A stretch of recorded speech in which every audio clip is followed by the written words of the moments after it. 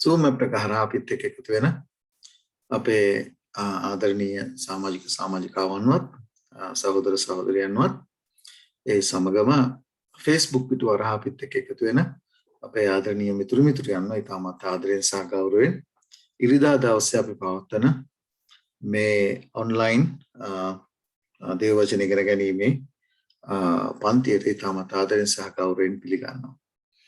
ඔබ දන්නවා අපි සති මම හිතන්නේ සති 20කට වැඩි කාලයක් තිස්සේ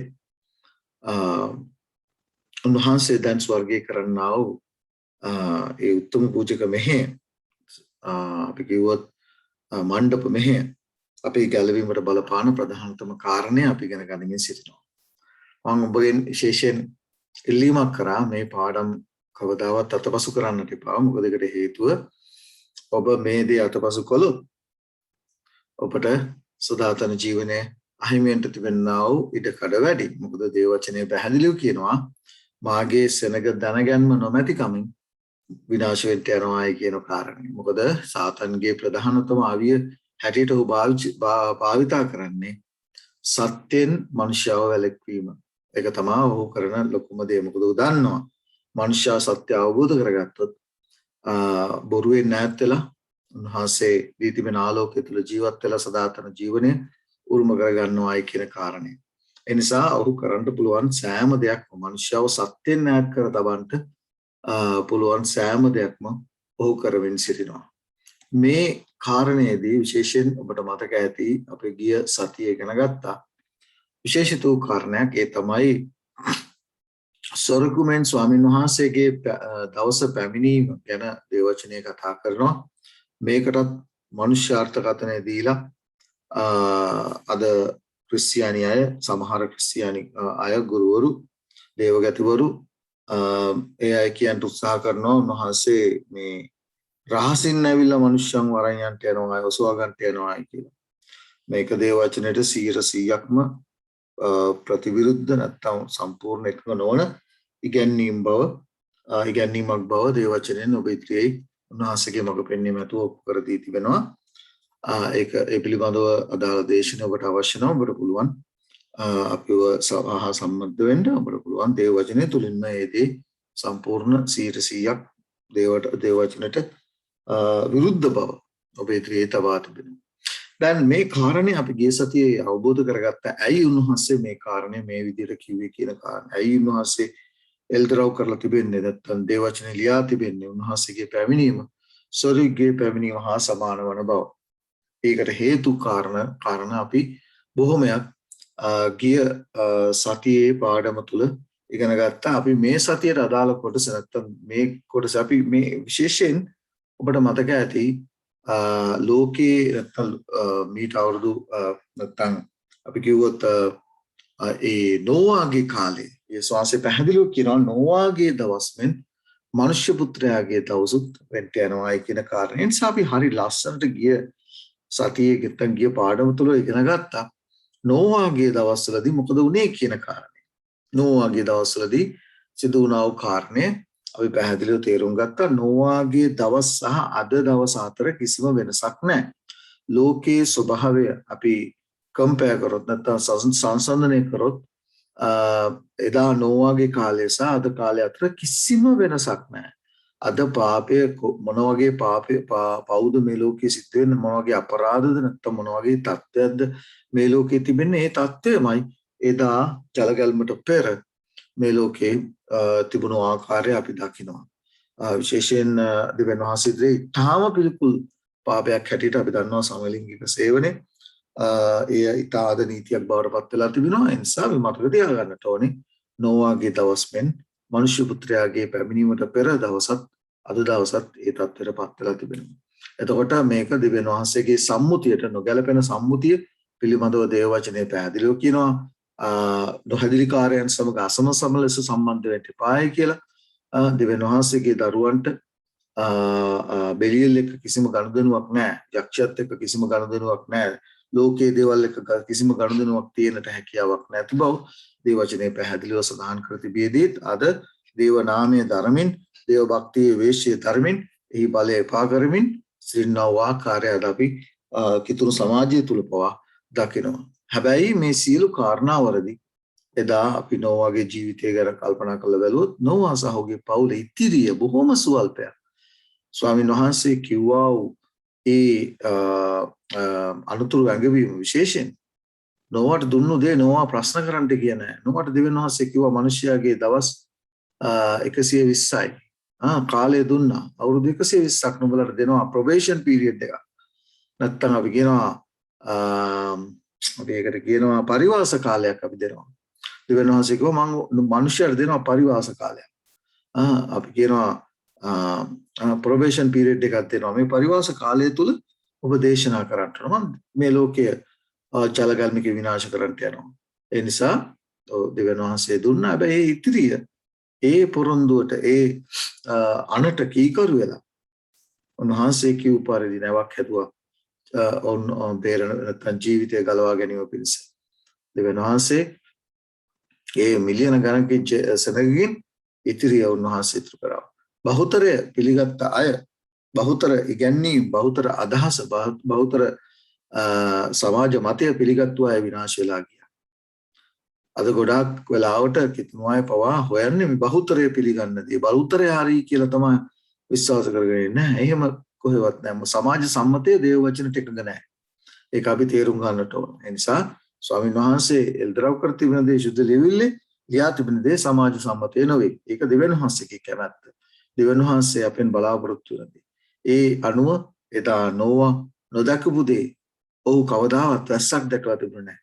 ඔහු කවදාවත් ජලගල්මක් දැකලා තිබුණේ නැහැ. නමුත් අදහිල්ලෙන් හේබ්‍රේ පොතේ පාවුල්තුමාලා හරියට විස්තර කරනවා තමන්ගේ පවුල ගලවා ගැනීමට නැවක් සෑදුවායි කියලා. ඉතින් ඒ නිසා උන්වහන්සේගේ වචනයට 100%ක් අවනත වෙලා නෝවා සහ ඔහුගේ පවුලේ අය ගලවුණු ආකාරය අපි දකිනවා. ඒ නිසා බුද්ධයට විශේෂයෙන් උන්වහන්සේ එයාට දුන්නා වූ ඒ පරිවාස කාලය පිළිබඳව අපි ඉගෙන ගත්තා. විශේෂයෙන් අවුරුදු 120ක් දුන්න අවස්ථාව මනුෂයාට ඒ නැවට ගහන නැත්නම් නැව හදන හැම වාරයක් උන් දැක්කා. නෝගේ ඇදහිල්ල ඒ නැව සෑදීම තුළින් නෝන් දැක්කා. මේක හරි වැදගත් අපේ ගැලවීම සඳහා අපි අදහන දේ අපේ ජීවිතය තුළින් අන්‍ය මනුෂ්‍යයන් දකින්න ඕන. මේ අය වෙනත් අනිත් අයට වැඩිය වෙනස්. මේ අය යම් දෙයකට සූදානම් වෙනවායි කියන හැඟීම ඒ දැක්ම ඔවුන්ගේ මනසට කාවා දෙන්න ඕන අපේ ජීවිතය තුළින්. මොකද අපි ස්වර්ගීක නැත්නම් ස්වර්ගීය රාජ්‍යයට යන්නා වූ සූදානම් වෙන අය හැටියට අපේ ජීවිතය ස්වාමීන් වහන්සේ ඉදිරියේ හරිවති වෙන්න ඕන. ඒක තමයි උන්වහන්සේ අපෙන් බලාපොරොත්තු වෙන නිසා අපි නෝවා දේශනා කරපු දේ ඔහුගේ ජීවිතය තුළින් ඔහුගේ ක්‍රියාකලාපය තුළින් මිනිස්සු දැක්කා. මතක තියාගන්නට ඕනේ මම ඔබට මීට පෙරත් කිව්වා දේව වචනේ උගන්වන දේ දේව වචනේ ලියා තිබෙන අනාවැකි සමාජ සම්මතයට සම්පූර්ණ පරිබාහිර නැත්නම් සමාජ සම්මතයට විරුද්ධයි. උන්වහන්සේගේ දෙවන පැමිණීම පිළිබඳව කතා කර තිබෙන දේවල් සමාජ සම්මතය නැත්නම් සමාජයේ අපි පඩිවරු නැත්නම් අපි කියන එක්ස්පර්ටීස්ලා කියලා නැත්නම්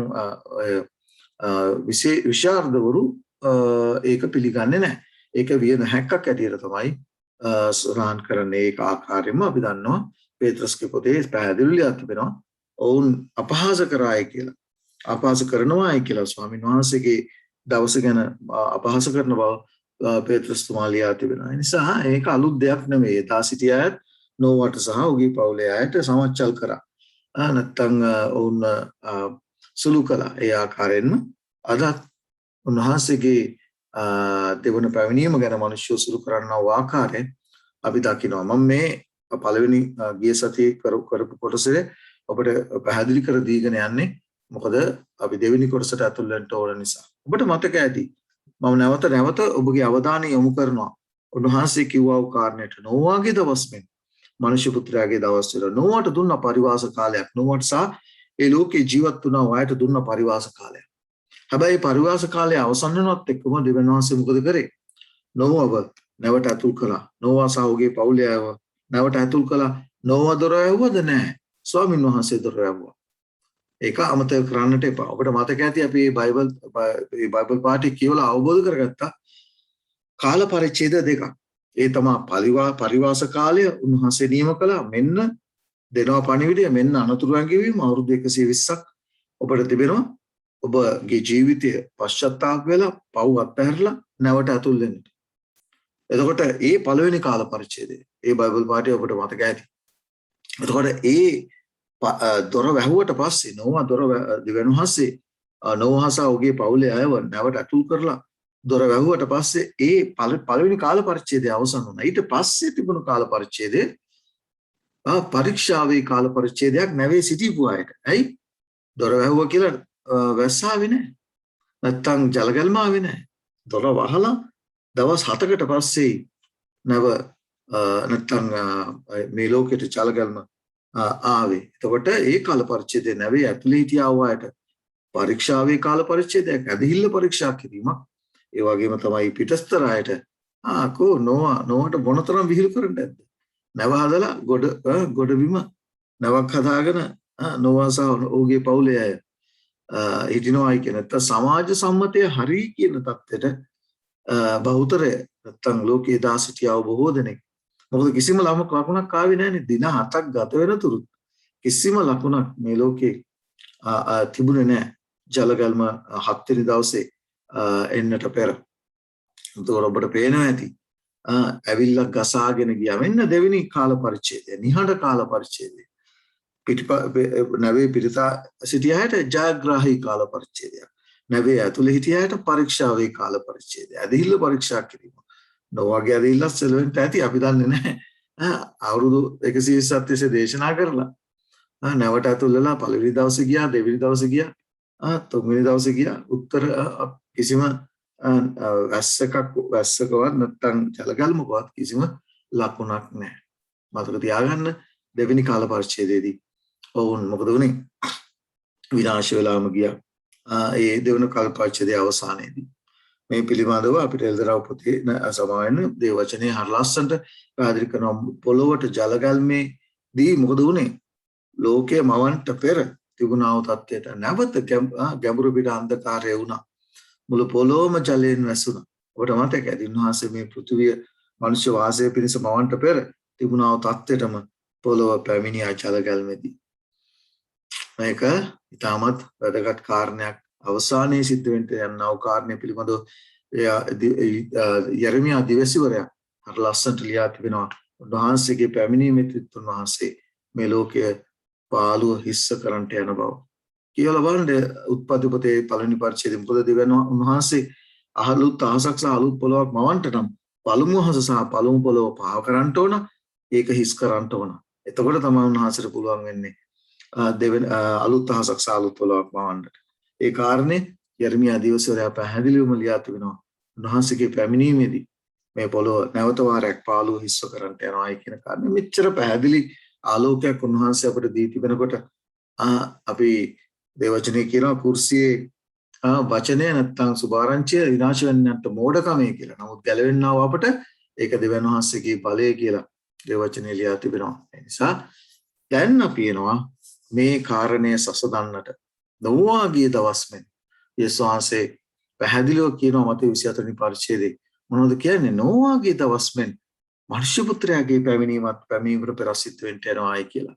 ඔබට පේනවා ඇති කාල පරිච්ඡේද දෙක ඒ ආකාරයෙන්ම මනුෂ්‍යයාට සිද්ධ වෙන බව. මනුෂ්‍යයාටත් උන්වහන්සේ දැන් දී තිබෙනවා පරිවාස කාලයක්. බොහෝ අය දන්නේ නැහැ.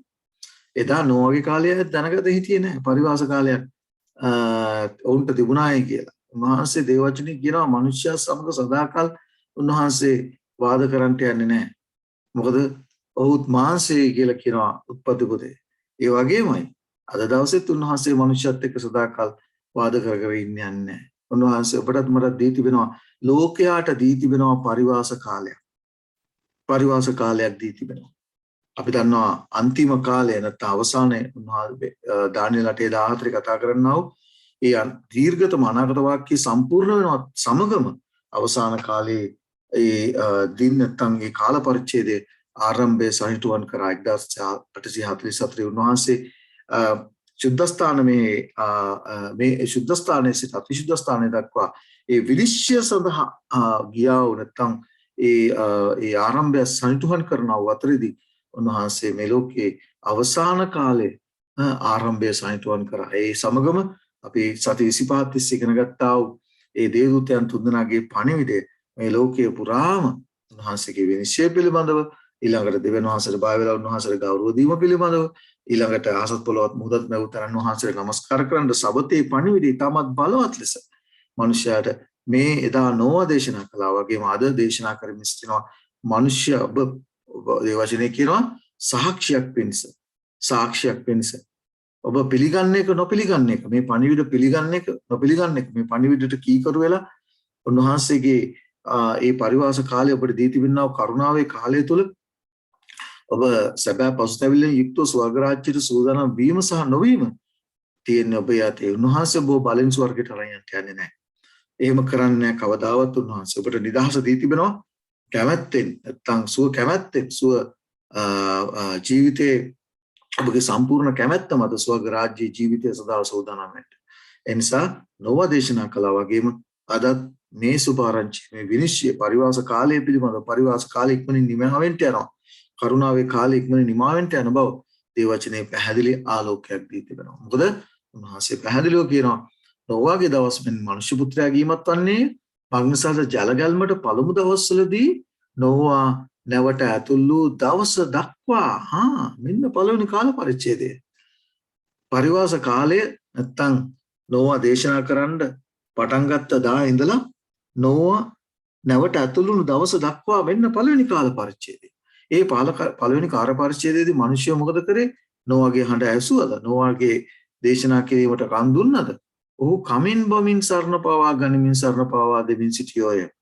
අද ලෝකයේ මිනිසයන්ට මොනවද අවශ්‍ය? විනෝදය අවශ්‍යයි. බලන්න කිතුණු සමාජය තුල පොඩ්ඩක් කල්පනා කළා බලන්න. ඇයි ඔබ දේවස්ථානෙට යන්නේ? පොඩ්ඩක් ෆන් එකක් අරන් ඉන්න. නැත්නම් අපි කියනවා එන්ටර්ටේන්මන්ට් කරන්න. ඔබ ටිකක් පිනවන්න. එතන ගිහිල්ලා ගීතිකාවක් ගායනා කරලා පොඩ්ඩක් එතන තමන්ට පොඩ්ඩක් අපි කියනවා මේක මම මේ රටේ ගොඩක් දකිනවා. දේවස්ථානයට යන්නේ ආත්මිකව වර්ධනය වෙන්න නොවේ. දේවස්ථානයට යන්නේ එතන ගිහිල්ලා පොඩ්ඩක් අනිත් අයත් එක්ක සම්බන්ධකම් පවත්වලා ගීතිකාවක් කරලා පොඩ්ඩක් ඇඟට දැනෙනවා. එතකොට අපේ සහෝදරිය මේ දේ නෙමෙයි උන්වහන්සේ ඔබෙන් මගුරුන් බලාපොරොත්තු වෙන්නේ. උන්වහන්සේ බලාපොරොත්තු වෙන්නේ උන්වහන්සේගේ පැමිණීම පිළිබඳව දී තිබෙනා වූ එල්දරව් කිරීම, අනාගත වාක්‍ය පැහැදිලිව දේශනාවක් ගන්න. දේශනාවක් ගත්තත් අපිට කීයෙන් කී දෙනාද මේ අනාගත වාක්‍ය පිළිබඳව දේවචනේ එල්දරව් උන්වහන්සේගේ දෙවන පැමිණීම පිළිබඳව අසන්ට ලැබෙන්නේ. මේ අනාගත වාක්‍යයේ කතා කිරීම, එල්දරව් කිරීම නැත්නම් අනාගත දේවචනේ ලියා තිබෙනා වූ මේ ශුද්ධ සත්‍යතාවයන් අපි ජීවත් වෙන කාලය හරිම භයානක කාලයක්. මොකද කරුණාවේ දොරටුව වසන්ට තිබෙනා වූ ආසන්නව ජීවත් වෙන කාලය අපි හැම මොහොතකම අසන්ට ඕනේ, ඉගෙන ගන්නට ඕනේ. අපි හැම අවස්ථාවකදීම අපේ මනස යොදවන්නට ඕනේ මේ කරුණාවේ කාලේ හමාර වෙන්න ප්‍රථම අපේ ජීවිත අපි කොහොමද සූදානම් කරගන්නේ? ලෝකයේ මිත්‍යාවෙන්, බොරුවෙන්, ප්‍රෝඩාවෙන්, මිත්‍යා ඉගැන්වීම් වලින්, බොරු ඉගැන්වීම් වලින් ඈත් වෙලා ජීවත් වෙන්න ඕනේ කොහොමද කියන කාරණේයි අපේ මනස නිරතුරුව වැඩ කරන්න ඕනේ. ඒ සඳහා තමයි උන්වහන්සේ මේ එල්දරව් කිරීමට දී තිබෙන්නේ. ඒ නිසා අපි දිනපතාම සතිපතාම ඉගෙන ගත යුත්තේ, දැන් ඉගෙන ගත යුත්තේ වෙන දේවල් නොවේ. දේවචනේ අනිත් දේවලුත් ඉගෙන ගන්නට ඕන, මම නැහැ කියන්නේ නැහැ. නමුත් අපේ දිනපතාම සතිපතාම අපේ උනන්දුව, අපේ අවශ්‍යතාවය, අපේ ඕනෑකම, අපේ පිපාසයේ විත්තේ ශුද්ධ ලියවිලා තිබෙනා වූ මේ එල්දරව් පොත, දානියෙල් පොත සහ අනිකුත් පොත්වල උන්වහන්සේගේ පැමිණීම පිළිබඳව දී තිබෙනා වූ එල්දරව් කිරීම ඉගෙන ගන්නටයි ඔබත් මමත් උත්සාහවන්ත විය යුත්තේ. ඔබ දන්නවා මම මේ සේවය උන්වහන්සේගේ ආශිර්වාද ඇතුව, මඟ පෙන්වීම ඇතුව, අනිත් සහෝදර සහෝදරයන්ගේ සහයෝගය ඇතුව පටන් ගත්ත දා ඉනම්ම මම කතා කරන්නේ විශේෂ දේශනයක් වුණත්, පාඩමක් ගත්තත් ඒ හැම කාරණයක්ම උන්වහන්සේගේ පැමිණීමට අදාළ කරන දේශන සහ පාඩම් ඔබ ඉදිරියේ තබන්නේ. මොකද ඒක තමයි දැන් කාලෝචිත නැත්නම් කාලයට අවශ්‍ය දේ. ඔබත් මම සූදානම් වීම. මොකද අපිට දොර වසන්ට ආසන්න කාලයක අපි ජීවත් වෙන්නේ.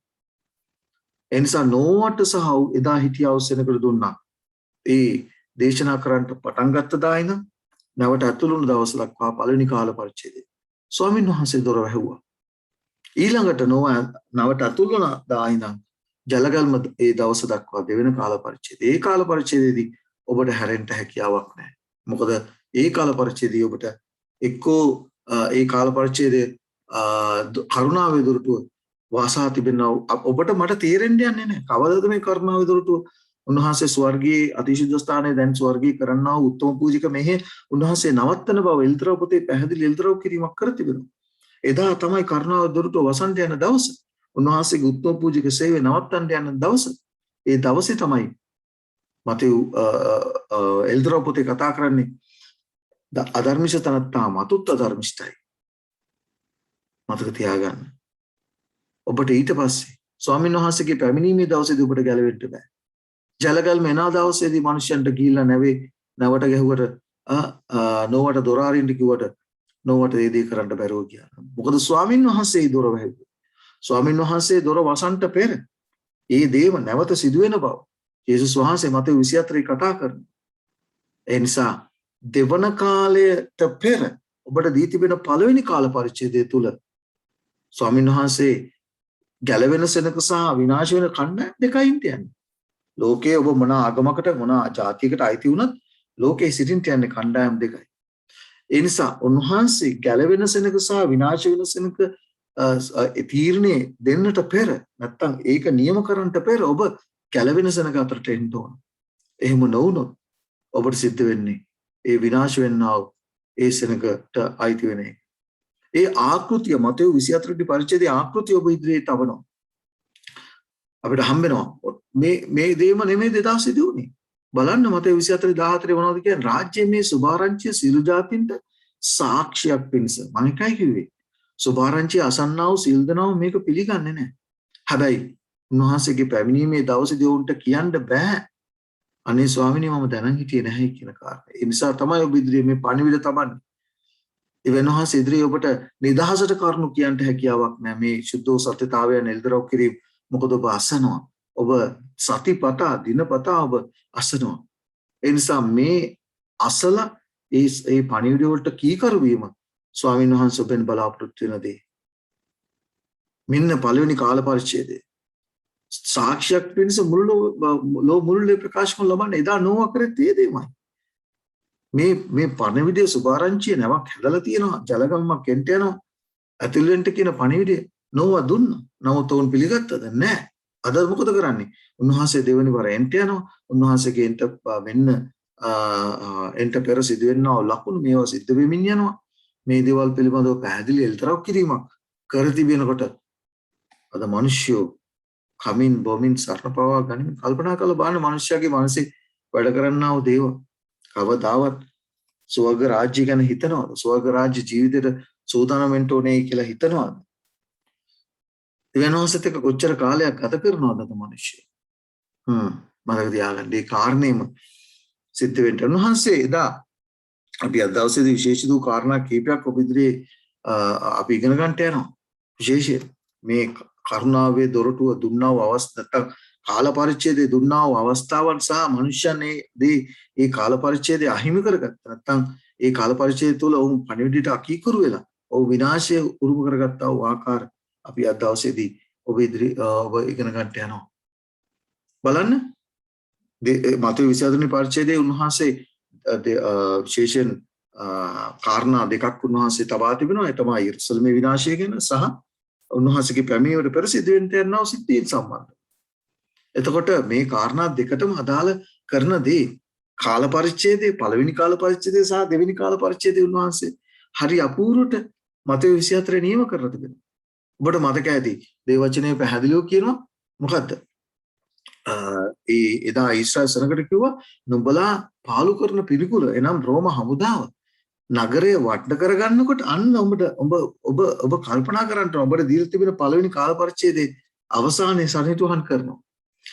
යේසුස් වහන්සේ කිව්වා වූ අනාගත වාක්‍ය පිළිගත්තා වූ අය මොකද කරේ? දැක්ක ගමන්ම රෝම හමුදාවන් නගරය වට කරගෙන ඉන්නා වූ ඒ සලකුණ ඒ දේ වුන් දැක්ක ගමන්ම අපි දන්නවා දෙවියන් වහන්සේ කාලය ලෙහුඩු කරා. දේවචනය ඒ විදිහටයි පැහැදිලි කරන්නේ. ඔබට මතක ඇති. මේ මතෙව් පොතේ 24 වෙනි පරිච්ඡේදයේ 15 ඉඳලා කියවලා බලන්න. එතන කියනවා ඒ දවස් ලුහුඬු නොකරන ලද්දේ නම් කිසි කෙනෙක් නොගැලවෙන්න ඕයි. උන්වහන්සේ ඒ කාලයත් උන්වහන්සේ ලූණු කරා. මොකද රෝම හමුදාවට නැවත තමන්ගේ නැත්තම් වෙන ස්ථානයකට පැමිණෙන්න කියලා ඔවුන්ට නියෝගය ලැබුණා. ඒ නිසා ඔවුන් පළවෙනි අවර වට කරලා ඊට පස්සේ කාලය දෙවියන් වහන්සේ ලුහුණු කරා. උන්වහන්සේ කියපු අනාගත වාක්‍යය සිහි කරන්ට මිනිසයාට සිහි කරලා නගරයෙන් පිටතට පලා යන්න උන්වහන්සේ උන්ට අවස්ථාව දුන්නා.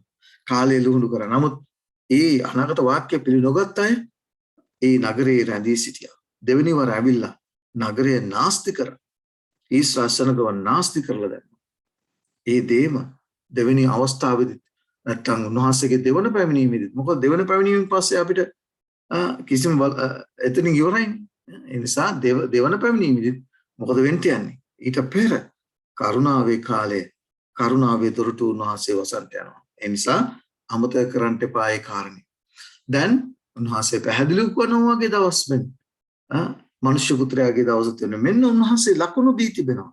එදා නෝවා ඉදිරියේ ඒ දුෂ්ට සෙනගට නැත්නම් ලෝකේ ජීවත් වුණා වූ සෙනගට උන්වහන්සේ ලකුණු දුන්නා. කිසිම කෙනෙකුගේ මඟ පෙන්වීමක් නැතුව සත්තු දෙන්න වැගෙන නැවට ඇතුල් වුණා. ඔවුන් ඉදිරියේ දෙවියන් වහන්සේ ඔවුන්ට ඒ කාලේ ජීවත් වුණා වූ මිනිසයන්ට දැස් අරින්න උන්වහන්සේ ඔවුන්ටත් ලකුණු දුන්නා. ඔවුන්ට දකින පිණිස ඔවුන්ට ලකුණු දුන්නා. ජලගල්මක් එන්ට යනවා. මෙන්න සත්තු ටික ඇතුල් වෙනවා. නමුත් ඔවුන් උන්වහන්සේගේ දෙවන පැමිණීමට අදාළ ලකුණු මතේ 24 වෙනි පරිච්ඡේදයේ ඔබට පේනවා. ඒ දවස්වලට පීඩා පසුව කෙලිමේ අඳුරවන්නේ සඳෙලිය නොදෙන්නේ මේවා හිතන්නේ මේවා මේ ලෝකේ ඉන්න විශාරදයෝ නැත්තම් මේ පිළිබඳව හසල දැනුමක් ඇති අය මොනවාද මේවා ස්වභාවික විපත් මේවා මේ ලෝකේ කාලගුණ විපර්යාසයන් අනුව සිද්ධ වෙන දේවල්. එතකොට මේ ආකාරයෙන් තමයි දේව වචනේ දිහා තිබෙන අනාගත වාක්‍යයේ ඉෂ්ට වීම වලට මුල්තර දෙනවට වැඩිය මේවා ඔවුන්ගේ විඥානය අනුව විස්තර කරලා කියනවා. මේවා ඉතින් එදා කාලේ නම් සිද්ධ වෙනවනේ. එතකොට මේකේ දැන් වැඩිවීමක් අපි දකිනවා. මොකද මිනිස්සු මේ පරිසර දූෂණය නිසා ඒ නිසා තමයි මෙවැනි ආකාරයෙන් මේ ලෝකයේ මතයට අනුව මේවට අර්ථකථන දෙනවා. සුදු ලෙවිල්ලේ උන්වහන්සේගේ දරුවන්ට උන්වහන්සේ කියා තිබෙන උන්වහන්සේගේ පැමිණීමට පෙර සිද්ධ වෙන දේවල් ඒ දේවල් අපද දවසේ දකින විශේෂයෙන් උන්වහන්සේගේ පැමිණීමට පෙර මේ දේවල් තාමත් බලයෙන් යුක්ත වෙන්න තියෙනවා. නමුත් ඊට පෙර ඔබට අවුරුදු වකවානු පවා මේ ඉර අඳුරු වීම සඳෙලිය නොදීම තාරකාවන් නැත්නම් ඒ උල්කාපාත වැස්ස ඒ දවස් ඔබට දී තිබෙනවා. මීට පෙර සිදු වුණා සිද්ධ වෙලා තිබෙන දේවල් ඊට පස්සේ ඉදිරියේදී මේ ආකාරයෙන්ම සිද්ධ වෙන්න යනවා. උදේ උන්වහන්සේ පෙර නිමිති ඔබටත් මටත් උන්වහන්සේගේ පැමිණීමට අපි ආසන්න බව උන්වහන්සේ මේ දේවල් දී තිබෙනවා. ඒ නිසා අමතක කරන්න එපා. උන්වහන්සේ විශේෂයෙන් මේ පරිකාස කාලයේ අවසානයේ පිළිබඳව දොර වසන්ට ආසන්න බව උන්වහන්සේ අපිට ඕනතරම් සාක්ෂීන් දීලා තිබෙනවා. ඔබගේ කාරණා කීපයක් තබනවා එල්දරව් පොතේ උඩ පේනවා ඇති. උන්වහන්සේ අපි 17 වෙනි පරිච්ඡේදයේ අපි ඉගෙන ගත්තා. එතරදී ඔබට පේනවා මොකද්ද පේන්නේ? විශේෂයෙන් දේව වචනේ විශේෂයෙන් එල්දරව් පොතේ 17 වෙනි පරිච්ඡේදයේ 6 සහ 7 කියන්නේ පළවෙනි දූතයාගේ පණිවිඩය දෙනවා. නොවා දුන්නු සුභාරංචියමයි. විනිශ්චය කෙරීගෙන යනවා. ස්වර්ගයේ උන්වහන්සේ පරිවාස කාලේ උන්වහන්සේ නිම කරන්නට යනවා. නොවා කරපු දේශනෙමයි නොවා දුන්නා වූ පණිවිඩයමයි අද ඔබත් මටත් උන්වහන්සේ එල්දරව් පොතේ 17 වෙනි පරිච්ඡේදයේ 6 සහ 7 දීලා තියෙනවා. අහසත් පොළොවත් මොහොතත් නැව තරන් වහන්සේ නමස්කාර කරන්නට එන්න. අද ගොඩාක් අය මොකද කරන්නේ? අහසත් පොළොවත් මොහොතත් නැව මම කතා කරන්නේ ක්‍රිස්තියානිය ගැන. අහසත් පොළොවත් මොහොතත් නැව තරන් වහන්සේට උන්වහන්සේ දුන්න දවසේ නෙමෙයි නමස්කාර කරන්නේ. නමස්කාරයේ පිණිස උන්වහන්සේ දුන්නා දවසක්. උන්වහන්සේ මට මේ මගේ දවසේ ස්තිලකට එක සහෝදරයෙක් පණිවිඩයක් දාලා තිබුණා. අපි එක දවසක නමස්කාර නැහැ. උන්වහන්සේ සමග නමස්කාරයේ පිණිස උන්වහන්සේ දවසක් නෙමෙයි. නමුත් ඒකින් අදහස් කරන්නේ අනිත් දවස් 6ම අපි උන්වහන්සේගෙන් ඈත් වෙලා ජීවත් වෙන්න ඕනේ කියන කාරණා. නමුත් උන්වහන්සේ කියනවා 6 දවසක් නුඹලට දීලා තිබෙනවා නුඹේ වැඩ කටයුතු කරගන්න. නමුත් 7 වෙනි දවස නමස්කාරයේ දවස බැවීමේ ස්මාරකය. ඒ දවසේදී ඔබ විශේෂයක් තිබෙනවා. ඒ තමයි උන්වහන්සේ සමග ඒ දවස පුරාම උන්වහන්සේ සමග කාලය ගත කිරීම. මේවා නිදහසට කියන කාරණා. ඒකයි මම විශේෂයෙන් මේ සහෝදරයාට විවෘත ආරාධනයක් කරා එන්න. අපි දේව වචනේ මේ සත්‍යත අසත්‍යතාවය කතා කරමු කියන කාරණා. ඒ නිසා අපි තේරුම් ගන්නට ඕන. උන්වහන්සේ ලෝකයේ දී තිබෙනා අවසාන පණිවිඩය අපිට හම්බ වෙනවා එල්දරව් පොතේ 14 වෙනි පරිච්ඡේදයේ 6 සිට 7 දක්වා. විනිශ්චය පිළිබඳව කරුණාවේ දොරටුව වසන්ත යනවායි කියන පණිවිඩය එතන කතා කරනවා. ඊට පස්සේ අපි දන්නවා පළවෙනි දේ පණිවිඩය යනවා නෝවා දේශනා කළා වගේම මේ පළවෙනි දූතයාගේ පණිවිඩය තාමත් බලවත් ලෙස යනවා. දෙවෙනි දූතයාගේ පණිවිඩය යනවා. තුන්වෙනි දූතයාගේ පණිවිඩය යනවා. එතකොට අපි දන්නවා කරුණාවේ දොරටුව වසන බව. දෙවෙනි ඒ බයිබල් පාඨයේ නැත්නම් එල්දරව් පොතේ 14 වෙනි පරිච්ඡේදය 14 සිට 18 දක්වා ඔබ කිව්වොත් උන්වහන්සේගේ විනිශ්චය අවසන් කරන්නට යන බව. උන්වහන්සේ ඒ පරිච්ඡේදයේ නැත්නම් ඒ පදවල සඳහන් වෙනවා. විතරක් නෙමෙයි. ලකුණ ලබා ගන්නා අය විශේෂයෙන් මුද්‍රාව උන්වහන්සේ උඩ මතක ඇති උන්වහන්සේ දොර වැහුවා. උන්වහන්සේ මුද්‍රාවක් කරගෙන යනවා මත එල්දරව් පොතේ 6 වෙනි පරිච්ඡේදය අපිට හම්බ වෙනවා. ගැලවෙන්නා උසනගුව උන්වහන්සේ මුද්‍රාවක් කරගෙන යනවා. කණ්ඩායම් දෙකකට මේ ලෝකයේ විදන්ට යනවා. මොන සභාවකට අයිති වුණත් මතක තියාගන්න. අවසානයේදී ඔබ එක්කෝ ගැලවෙන්නා උසනග අතර නැත්තම් විනාශ වෙන්නා උසනග අතර ඔබට සිද්ධ වෙනවා. ඒව අමතක කරන්න එපා. ඊට පස්සේ අපි දන්නවා කරුණාවේ දොරටුව වසනවත් එක්කම උන්වහන්සේ අපිට එල්දරව් පොතේ 15 වෙනි පරිච්ඡේදය අපිට හම්බෙන්නා වූ වසංගත මේ පොළොවට වගුරුවනු ලබනවා. එදත් නැවට ඇතුළු වුණාට පස්සේ නිහඬ කාලයක් තිබුණා. දවස් 7කට පස්සේ තමයි මේ පොළවේ නැත්තම් ඒ ගැඹුරු තන්වල ජල උල්පත් අහස කවුළු ඇරුණා කියලා කියනවා. කාලේ තිබුණේ නැහැ. ඒ දවසේදී ඒ ලකුණු ඒ විශේෂයෙන් ඒ ජලගල්ම පැමිණෙන විට මිනිසයාට ගැලවෙන්න හැකියාවක් ලැබුණේ නැහැ. ජලගල්මට පෙරයි නැවේ දොර වසන්ත ස්වාමීන් වහන්සේ වසන්ත පෙරයි සෙනගට අවස්ථාව තුන්නේ ගැලවෙන පිණිස. අද ස්වාමීන් වහන්සේ අපි එදා දිව්‍යන් වහන්සේ දොර වසන එක එදා හිටපු සෙනග දැක්කා. ඒ අය දැක්කා. නමුත් උන්වහන්සේගේ සේවය අවසන් කරන එකට කිසිම ලකුණක් උන්වහන්සේ දීලා නැහැ. ඒ නිසායි අද දවසේ දැන් එදා රෝම හමුදාව නගරයේ වටලන එක ගැන ඔවුන් දැක්කා. ඒ ලකුණ දකිනකොට ඔවුන් දැනගත්තා හරි ඊශ්‍රායල් සෙනගට දුන්නා වූ කාලය අවසానයි. ඔවුන් දැක්කා. ඒ නිසා ඔවුන් ඒ ලකුණ දකින්නවත් එක්කම ඔවුන් නගරයෙන් පිටතට ගියා. නමුත් උන්වහන්සේ අද දවසේ ස්වර්ගීය කරන්නා වූ සේවයේ අවසානයේ සාහිත්‍යවන් කරන හමාර කරන දවසට කිසිම ලකුණක් උන්වහන්සේ දීලා නැහැ. ඇයි දීලා නැත්තේ? උන්වහන්සේගේ දෙවන පැමිණීම දවසවත් කවදාවත් උන්වහන්සේ ඉල්තරව කරලා නැහැ. ඇයි? මිනිස්යාගේ ස්වභාවය දන්නවා අවසාන මොහොතේ තමයි සේරම. උන්වහන්සේ සේ නොවන පිණිස තමයි දින ඍතුරුම දේවචනී කියන මෙන්න දැන් පිළිගත යුතු කාලේ මෙන්න දැන් ගැලවීමේ දවසේ. ඒ නිසා තමයි උන්වහන්සේ අපිට මේ දිනේ උන්වහන්සේ ස්වර්ගයේ කරුණාවේ දොරටුව වසන්නා වූ දිනේ ඔබටත් මටත් එල්තරව කරලා නැත්තේ. කාල පරිච්ඡේදය දීලා තියෙනවා. එනිසා අපට පේනවා ඇති ස්වාමීන් වහන්සේ ඒ සේවය අවසන් කරා රජුරුන්ගේ රජ ස්වාමීන්ගේ ස්වාමීන් හැටියට එන්ට උන්වහන්සේ සූදානම්ව සිටිනවා. ඒ නිසා අමතක කරන්න එපා. අපි ඉගෙන ගත්තා මේ කාරණා එල්තරව ඉගෙන ගන්නා අතරේදී උන්වහන්සේ පැමිණෙන අවස්ථාව පිළිබඳව. ඔබට පේනවා ඇති ස්වර්ගීය දේවමාලිගාව වසන්ත යනවා. උන්වහන්සේ දේවමාලිගාවෙන් ඒ සේවය අවසන් කරලා කරුණාවේ දොරටුව නැත්නම් කරුණාවේ කාලය අවසන් වෙන්නේ කොහොමද? එල්දරව් පොතේ පැහැදිලිව කියන උන්වහන්සේගේ සේවය අවසන් කරනවත් එක්කම දේවමාලිගාව දූමියෙන් පිරුණ බව, දේවමාලිගාවේ කිසි කෙනෙකුට අතුල් වෙන්න නොපුළුවන් බව, දේවමාලිගාවෙන් ඒ දේදූතයන් 7 දෙනා ඒ වසංගතහට අරගෙන ආපු බව උන්වහන්සේ පැහැදිලි එල්තරව් කිරීමක් අපිට දී තිබෙනවා. ඒ නිසා උන්වහන්සේ එන්නේ මොනවටද? සෙනගව ගලවා ගන්නට. උන්වහන්සේගේ දරුවන්ව ගලවා ගන්නට උන්වහන්සේගේ ඊම බලා සිටින්නම් අරයන්ටයි උන්වහන්සේ ලෝකයා ගලවා ගන්නට නොවේ දෙවෙනි වරෙන්ට යන්නේ. ඒක අපි පැහැදිලිව සුදු ලිවිලේ දකින්න දෙයක්. දැන් ඔබට පැහැදිලිව හම් වෙන දෙයක් තමයි ඔබට පේනවා ඇති. එල්තරව් පොතේ 22 වෙනි පරිච්ඡේදයේ පැහැදිලිවම සඳහන් කරනවා මොකද? තවද ඔහු මට කතා කොට මේ පොතේ අනාගත වාක්‍යයේ වචන මුද්‍රා නොකරන්න. මං සාද කාලය ළඟේ මුද්‍රා කිරීම දැන් සිදුවීමෙන් පවතින උන්වහන්සේගේ දරුවන්ව ගැලවෙන්න උසනක ඔබ ගැලවෙනවාද නොගැලවෙනවාද කියන කාරණය තීරණය වෙන්නේ එල්තරව් පොතේ 14 වෙනි පරිච්ඡේදයේ සඳහන් ඒ පණිවිඩ 3 පළමු දෙවෙනි සහ තුන්වෙනි දූතයාගේ පණිවිඩයට කීකරු පරිශේෂයෙන් පළමු දූතයාගේ පණිවිඩයට කීකරුකම මත තමයි ඔබ ගැලවෙනවාද නොගැලවෙනවාද කියන කාරණය තීරණය වෙන්නේ. ඊයේ මම තවත් වීඩියෝ එකක් YouTube channel එකේ දැක්කා. සඳහන් කරනවා මුර්ගයාගේ ලකුණ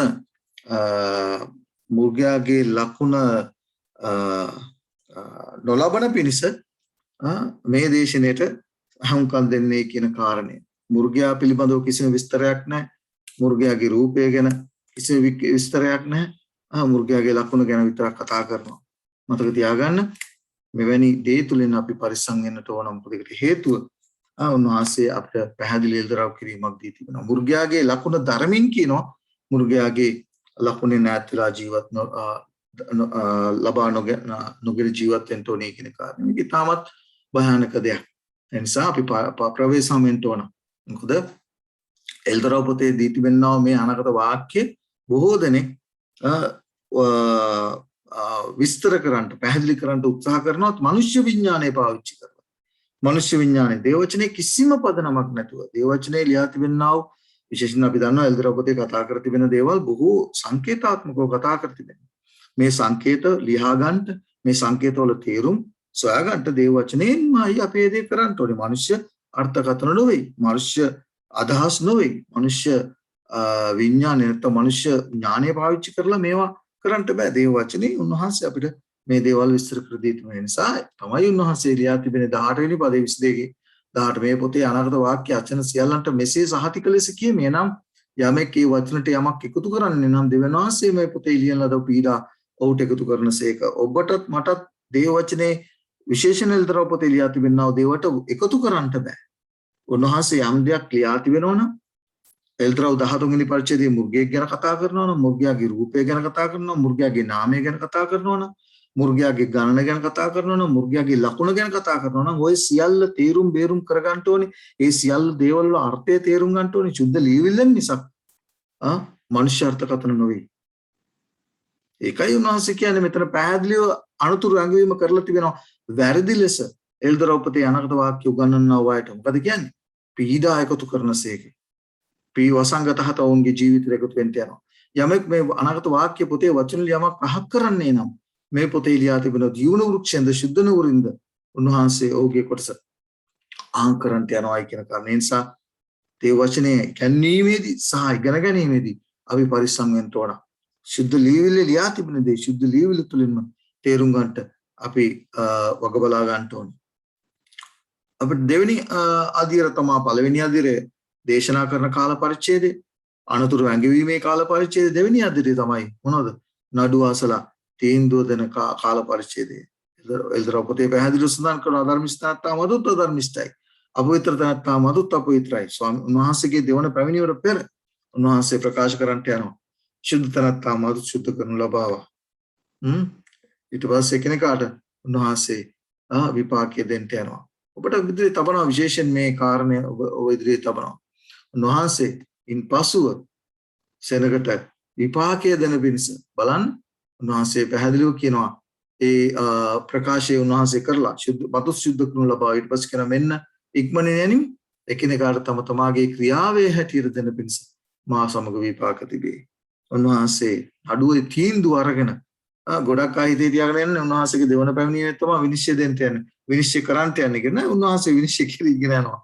ඒ නිසා තමයි එල්දරව් 13 පරිච්ඡේදයේ 6 සහ 7 කතා කරන්නේ විනිශ්චයේ පෑ ඇවිල්ලා තිබෙන්නේ. ස්වර්ගයේ විනිශ්චය කෙරීගෙන යනවා. උන්වහන්සේ දෙවෙනි වර එන්නේ තීන්දුව දෙන්න මිසක් විනිශ්චය කරන්නට නොවේ. ඉතින් අපිට කියන්න පුළුවන් මතේ පොතේ 24 වෙනි පරිච්ඡේදයේ 25 වෙනි පරිච්ඡේදයෙන් වෙනකොට විනිශ්චය දවස ගැන ලියා තිබෙනවා. ඔව් උන්වහන්සේ ඒ දවසේදී උන්වහන්සේගේ පැමිණීමේ දවසේදී උන්වහන්සේ විනිශ්චය තීන්දුව දෙන්න යනවා. උන්වහන්සේ ගැලවෙන සෙනඟ සහ විනාශ වෙන සෙනඟ පැහැදිලි වෙන්වීමක් කරලා ඉවර වෙලයි උන්වහන්සේගේ පැමිණීමේ දවසේදී එන්ට යන්නේ. ඒ විනිශ්චය දෙන පිණිස. එදා ඇවිල්ලා නඩුව අහන්න යන්නේ නැහැ. නඩුව අහලා ඉවරයි. තීන්දුව දෙන්නයි උන්වහන්සේ දෙවෙනි වර එන්ට යන්නේ. වෙන් කරන්ට යන උන්වහන්සේගේ විනිශ්චයට අනුව බැටළුවන් සහ එළුවන්. ඒ නිසා උන්වහන්සේගේ පැමිණීමේ දවසේදී ගැලවෙන්න බලාගෙන ඉන්න එපා. එහෙම වුණොත් ඔබ විනාශ වෙන්න යනවා. බලන්න ඔබ ඉදිරියේ තබා තිබෙනවා. විශේෂයෙන් මේ සොරකුගේ දවස මෙන් ස්වාමින් වහන්සේගේ දවස පැමිණෙන බව ලියා තිබෙන කාරණේදී දැන් අපි දන්නවා සොරෙක්ගේ පැමිණීම පිළිබඳව මිනිස්සු දැනගන්න අවස්ථා දෙකක් තිබෙනවා. පළවෙනි අවස්ථාව තමයි හැමෝම නිදාගෙන ඉන්නකොට හොරා එනවා. හැමෝම නිදාගෙන ඉන්නකොට හොරා එනවා. ඊට පස්සේ දෙවෙනි අවස්ථාව මොකද්ද? නිදාගෙන සිටි අය අවදි වෙනකොට තමයි ඕන් දැනගන්නේ හොරා ඇවිල්ලා ගිහිල්ලත් ඉවරයි සේරම සුද්ධ කරගෙන ගිහිල්ලා ඇවිල්ලත් ඉවරයි කියන අවස්ථාව. එතකොට අපිට පේනවා ඇති අවස්ථා දෙක. හොරා පැමිණෙන අවස්ථාව. ඒ අවස්ථාවේදී කට්ටියම නිදි කිසි දෙයක් දන්නේ නැහැ. ඊළඟට අවස්ථාව තමයි හොරා පැමිණ ඇති බව දැනගන්නව අවස්ථාව. එකපාරටම උන්වහන්සේ මනුෂ්‍ය පුත්‍රයාගේ ලකුණ අහසේ පෙනෙන වෙලකොට තමයි ඒ ඇයට තක්මුක්කු වෙන්න යන්නේ. ඒ අය දැනගන්න යන්නේ. මොනතරම් භාග්‍ය සම්පන්න අවස්ථාවක් වෙන්න යනවා. මොකද ස්වාමීන් වහන්සේ කරුණාවේ දොරටුව කරුණාවේ කාලය පිළිබඳව ඒ කාලයේදී කොයි ආකාරයෙන්ද දොරටුව වසන්නට පෙර සූදානම් වෙන්න ඕනේ කියන කාරණා මේ සියල්ල උන්වහන්සේ එල්දරව් කර දී තිබෙනකොටත් මිනිස්යන්ගේ තිබෙනා වූ නොසලකිලිකත්කම නිසා මනුෂ්‍යයාගේ තුල තිබෙනා වූ අහංකාරත්වය නිසා මනුෂ්‍යයා තුල තිබෙනා වූ අකීකරුකම නිසා මේ පණිවිඩයට කීකරු වෙන්නේ නැතුව සුළු කරලා නැත්තම් මේක සමච්චලයකට නැත්තම් විහිළුවකට අපහාසයට ලක් කරලා ඒ අය ගැලේ බොහෝ දෙනෙක් ගැලේ මහිම කරගන්න යනවා. ජලගල්ම පැවුණු අවස්ථාවේදී කාල පරිච්ඡේද දෙකක් තිබුණා. ඒ ඔබ ඉදිරියට ආවා. දොර වසන්ට පෙර කාල පරිච්ඡේදය සහ දොර වසලා ඊට පස්සේ දඬුවම ක්‍රියාත්මක කරපු කාල පරිච්ඡේදය. ඔබ ඉදිරියේ තවන විශේෂ වූ කාරණා කීපයක් ලෝක ඉතිහාසයේ මේ කාරණා ඔබගෙත් මගෙත් ගැලවීම S2 අරින පිණිස ස්වාමීන් වහන්සේ තබා තිබෙනවා. අපි ඉගෙන ගත්ත ඔබට මතක ඇති යුදා සෙනගට ඊශ්‍රායල් සෙනගට දුන්නා වූ කාල පරිච්ඡේදය. ඔබට මතකද සති 70ක් නුඹේ සෙනගත් දානියෙල් පුතේ ලියා තිබෙනා වූ ඒ අනාගත වාක්‍ය සති 70ක් නුඹේ සෙනගත් නුඹේ සුද්ධ නුවරත් ගැන සති 70ක් නියම කර තිබෙනවා. ඊශ්‍රායල් සෙනගට නියම කළා පරිවාස කාලේ. කරුණාවේ කාලේ උඹලට දෙනවා කාල පරිච්ඡේදය. ස්වාමීන් වහන්සේ මනුෂ්‍යත් එක්ක සදාකාලම වාද විවාද කරන්නට යන්නේ නැහැ. උන්වහන්සේ දන්නවා උත් මාංශේ බව. ඒ නිසා හැම කාරණයකටම උන්වහන්සේ කාලයක් නියම කරනවා. ඊශ්‍රායල් සෙනගටත් උන්වහන්සේ අවුරුදු 490ක් කාල පරිච්ඡේදයක් නියම කරා. නියම කළා දොර වැහුවා ඔබට මතක ඇති දඬුවම ක්‍රියාත්මක කළා ක්‍රිස්තු වර්ෂ 70 දී. බබිලෝනිය සඳහා දුන්න කාල පරිච්ඡේදයක් ඇහුවේ නැහැ. තමා දෙවියන් වහන්සේගේ තත්ත්ව ගන්න ගියා ඔබට මතක ඇති. ඒ බෙල්ෂෙචර් කියන රජතුමා දඬුවම ක්‍රියාත්මක කළා. සොදොම් සහ ගොමෝරාවට දුන්න අවස්ථාව දොර වැහුවා දඬුවම ක්‍රියාත්මක කරා. යෙරුසලම සඳහා යෙරුසලමේ විනාශය ඔබට මතක ඇති. ඉස්කේල් 8 වෙනි පරිච්ඡේදය 9 වෙනි පරිච්ඡේදය කියලා බලන්න. අපි මේවා දීර්ඝතව ඉගෙන ගත්තා. කීන දේ ඇහුවේ නැහැ. දුන්න පණිවිඩය ප්‍රතික්ෂේප කළා. යේසුස් වහන්සේව ශකයින ආලෝකයේ ප්‍රතික්ෂේප කළා. දුන්න කාල පරිච්ඡේදයේ පරිවාස කාලයේ ක්‍රිස්තු වර්ෂ 34 දී අවසන් වුණා වූ ආකාරය අපි දකිනවා. ක්‍රිස්තු වර්ෂ 70 දී දෙවෙනි කාල පරිච්ඡේදයේ ඒ විනාශය සයින්ටුවක් කරව අවස්ථාව අපි දකිනවා.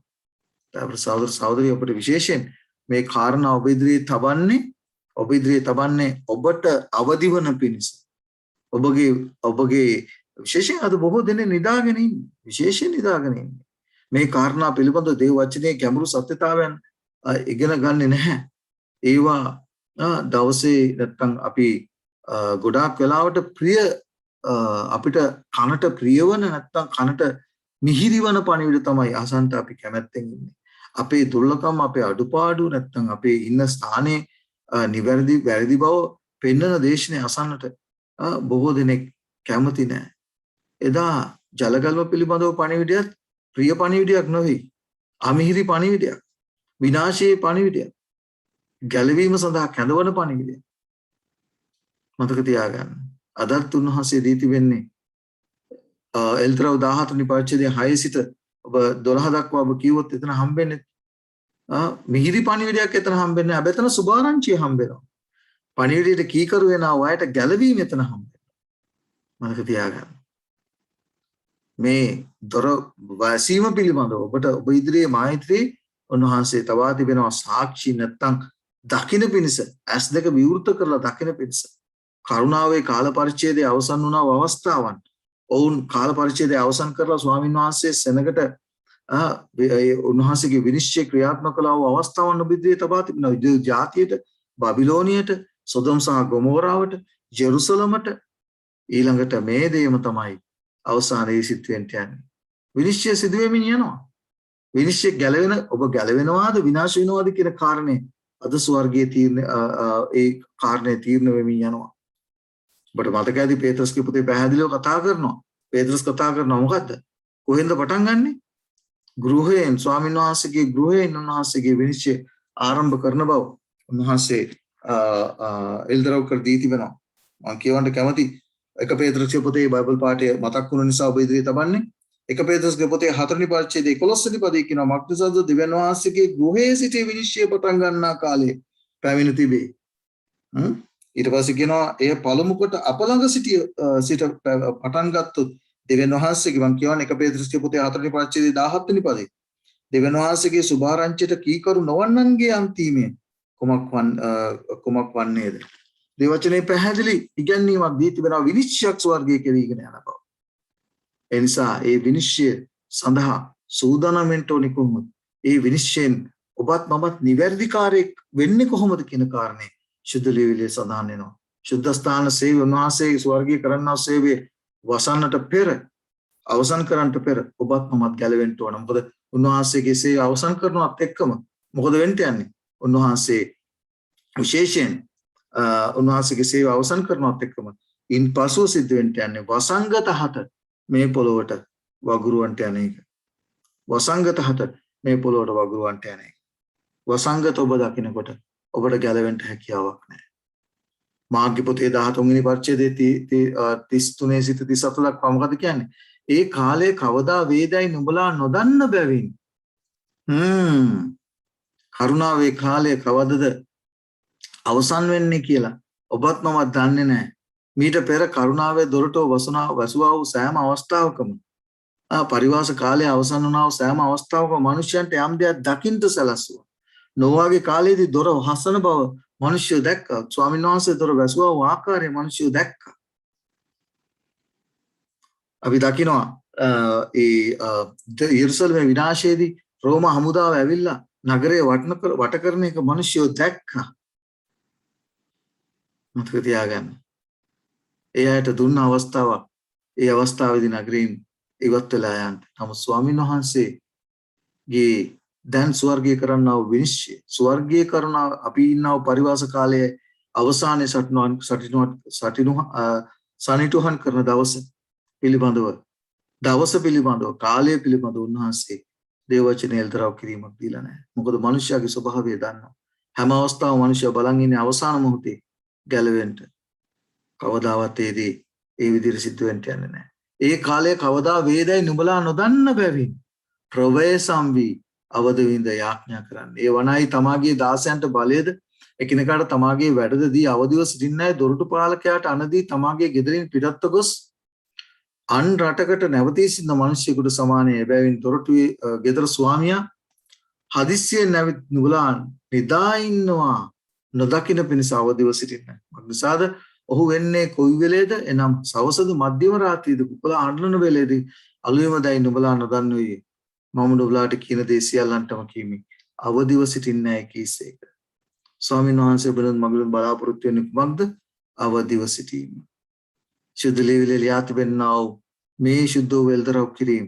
එල්තරව පොතේ, දානියෙල් පොතේ සහ මතෙව් පොතේ එල්තරව කරත ලෝක අවසානයේ පිළිබඳව එසකියල්ගේ පොතේ සඳහන් වෙනවා මේ ශුද්ධ වූ අනාගත වාක්‍ය දැන ඉගෙනගෙන මේ ශුද්ධ වූ අනාගත වාක්‍යයේ එල්තරව කිරීම ලෝකයේ සිද්ධ වෙනකොට මේවා පිළිබඳව හොඳ අවදියෙන් දැකලා ස්වාමීන් වහන්සේගේ පැමිණීමට සූදානම් වීමයි උන්වහන්සේ බුදුන් මගුරුන් බලාපොරොත්තු වෙන්නේ. දැන් සහෝදර සහෝදරිය ඒ නිසා අපි අද විශේෂයෙන් අපේ අවධානය යොමු කරන්න ඕන. ස්වාමීන් වහන්සේ දා අවස්ථාව දුන්නා. නෝවාගේ කාලේදී ඒ සෙනගට පණිවිඩය දුන්නා. නැව සෑදුවා. ලකුණු පෙන්නුම් කරා. ඔබට මතක ඇති. ජලගල්මකින් ලෝකේ විනාශ කරන බව කවදාවත් කිසිම මිනිසෙක්ගේ කිසිම මඟ පෙන්වීමක් නැතුව සතුන් දෙදෙනාලකින් නැවට ඇතුල් වුණා. ඔබ හිතනවාද උන් දැක්කේ නැහැ කියලා? උන් දැක්කා.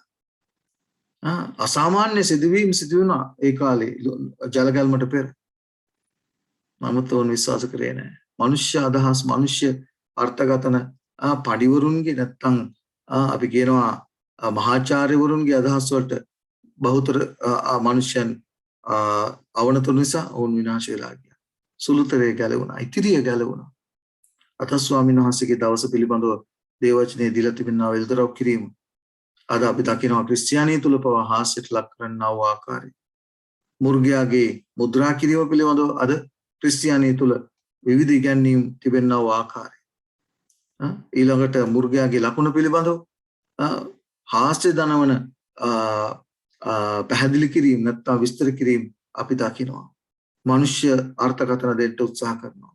වැක්සින් එකක් ගැන කතා කරනවා, චිප් එකක් ගැන කතා කරනවා. දේවවචනේ මෙවැනි ගැනීමක් සඳහන් කළා නැහැ. දේවවචනේ ලියා තිබුණ දේ දේව වචනේ තුලින් තේරුම් ගන්නට අපි දෙවියන් වහන්සේ අපට දී තිබෙනා වගකීම. ඒ නිසා මේ කාරණේ අපිට තේරුම් අරගෙන විශේෂයෙන් කරුණාවේ දොරටුව වසන්නට පෙර දවස කියලා නැහැ උන්වහන්සේ. ස්වාමීන් වහන්සේ දවස ඉල්දරව් කරලා නැහැ. කියා තිබෙන්නේ නිරතුරුවම සූදානම්ව සිටින්න. නිරතුරුවම අවදි වෙන්න හැටි. ඉන්න හැටියටයි උන්වහන්සේ ඔබට මට අවවාද කර තිබෙන්නේ. මේ අවවාදයේ නොසලකා හරින්නේ නැතුව උන්වහන්සේ අපිට දී තිබෙන්නේ මොකද්ද? පළවෙනි දූතයාගේ පණිවිඩේ ස්වාමීන් වහන්සේට බය වෙලා, උන්වහන්සේට ගෞරව දීලා, උන්වහන්සේගේ කරුණාවේ නැත්තම් විනිශ්චය කිරීගෙන යනවා ස්වර්ගේ. ගැලවෙන සහ විනාශනක සහ විනාශ වෙන සෙනක පිළිබඳව පැහැදිලි විනිශ්චය කිරීගෙන යනවා ස්වර්ගේ. මේ විනිශ්චය කරගෙන යන කාලේ විනිශ්චය අවසන් කරන්නට ප්‍රථම උන්වහන්සේ දැන් ස්වර්ගී කරන්නා උත්තම පූජක මේ අවසන් කරන්නට ප්‍රථම ස්වාමීන් වහන්සේව පිළි අරගෙන, උන්වහන්සේගේ උත්තම පූජක මෙහෙය පිළි අරගෙන ස්වාමීන් වහන්සේව මුණ ගැහිලා, උන්වහන්සේගේ ලේ තුලින් ඔබගේ ජීවිතය, ඔබගේ පරණ ජීවිතය, මගේ පරණ ජීවිතය පවිත්‍ර කරගෙන අපි ඉගෙන ගන්න සුද්ධස්ථාන මෙහෙය පිළිබඳව උන්වහන්සේ සමග සුද්ධස්ථානයේට ඇතුල් වෙලා යාඥාවේ ජීවිතය, දේව වචන ඉගෙන ගැනීම, සාක්ෂි දරීමේ ජීවිතයට ඇතුල් වෙලා උන්වහන්සේගේ පැමිණීමේ දවසේදී ස්වාමීන් වහන්සේ සම්මුඛ වන පිණිස ඔබ ස්වාමීන් වහන්සේගේ අතිශය දස්ථානට ඔබ රැගෙන යන්න පියාණන් වහන්සේත් එක්ක සමීකරණ නැත්නම් පියාණන් වහන්සේ වෙතට පියාණන් වහන්සේව මුණගැසන්න ඔබට ඒ දේ අහිමි වුණා, මට අහිමි වුණා. ආදම් සායවගේ පාපේ නිසා, ඔවුන් පව් කළ නිසා දෙවියන් වහන්සේත් එක්ක මූණට මල්ලා කතා කිරීමේ වරම නැතුව ගියා. මතක තියාගන්න. ස්වාමීන් වහන්සේගේ පැමිණීමේ දවසේදී ඔබ ඉන්න ඕනේ ඒ ශුද්ධ ස්ථානයේ. ඔබගේ ජීවිතයේ යාඥාවෙන්, ඔබගේ ජීවිතයේ විශේෂයෙන් ඒ සුදුම් පූජාසනේ යාඥාවේ ජීවිතයේ පිදීමේ රොටි මේසේ දේව වචනය දිනපතා අනුභව කරමින්, දේව වචන ඉගෙන ගනිමින් ශුද්ධ සත්‍යතාවයන් තුල ජීවත් වීම සහ පහන් දුකෙන් පෙන්වු කරනවා සාක්ෂි දරීමේ ජීවිතයට ඔබ ඇතුල් වෙන්න ඕන. එහෙම වුණොත් පමණයි ස්වාමීන් වහන්සේට හැකියාවක් ලැබෙන්නේ ඔබව අතිශය ස්ථානයේ සිටිනා අපේ දේව පියාණන් වහන්සේට ඔබව මුණ ගැසන්න. උන්වහන්සේ පිටත කඳවුරටවත් නැත්තම් පිටත මළුවටවත් යන්නේ. උන්වහන්සේගේ ඊම බලා සිටින අයව අරන් යන්නේ. ඒ නිසා දැන් අපි ලබන සතියේ පාඩමෙන් දෙවියන් වහන්සේ මේ අපිට දී තිබෙනා මේ කාලේ සෝදිසි කිරීමේ කාලේ, පරිවාස කාලේ ඔබ ආත්මාව සෝදිසි කරන්නව ආකාරය පිළිබඳව අපි ලබන පාඩමෙන් ඉගෙන ගන්නට යනවා. ඒ නිසා අපි මේ සෝදිසි කිරීමේ කාලයේදී අපි ස්වාමීන් වහන්සේ ඉදිරියේ නිදොස් වෙන්න ඕන. ඒ නිදොස් වෙන ආකාරය පිළිබඳව උන්වහන්සේ පැහැදිලි එල්තරව් කිරීමක් දේව වචනේ දී තිබෙනවා. ඒ නිසා අපි ලබන සතියේ එකතු වෙමු මේ ශුද්ධ සත්‍යතාවය එකතු කරන්න. උන්වහන්සේ ඉදිරියේ විශ්වාසවන්ත වෙන්න, උන්වහන්සේ ඉදිරියේ නිදොස්ව ජීවත් වෙන්න, දේව වචනේ දී තිබෙන ආලෝකය තුළ ජීවත් වෙන්න අපි උත්සාහ කරමු. එසේ කරන්ට උන්වහන්සේ ඔබට මට ආශිර්වාද කරන සේක්වා. ආමෙන්.